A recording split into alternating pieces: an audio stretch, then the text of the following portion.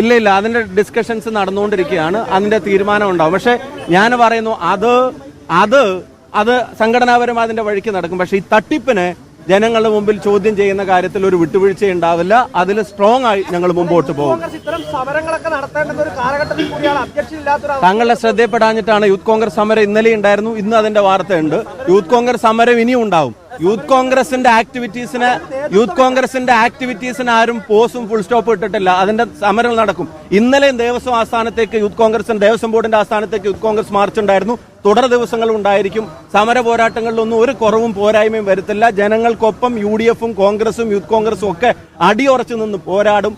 ഈ തട്ടിപ്പ് അന്വേഷണത്തിന്റെ സത്യങ്ങൾ പുറത്തു വരില്ല.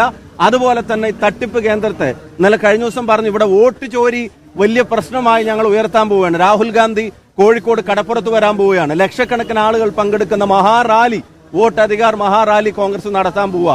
ഇനി അവിടെ വോട്ട് ചോരിക്കെതിരെ നടക്കുന്ന യാത്ര ഇവിടെ ഇവരുടെ ഗോൾഡ് ചോരിക്കെതിരെ കൂടെ യാത്ര നടത്തേണ്ടി വരും. അതുപോലത്തെ തട്ടിപ്പാണ് ഗവൺമെന്റ് നേതൃത്വത്തിൽ നടക്കുന്നത്. തീർച്ചയായിട്ടും ഉത്തരവാദികളെ വെറുതെ വിടാൻ അനുവദിക്കില്ല.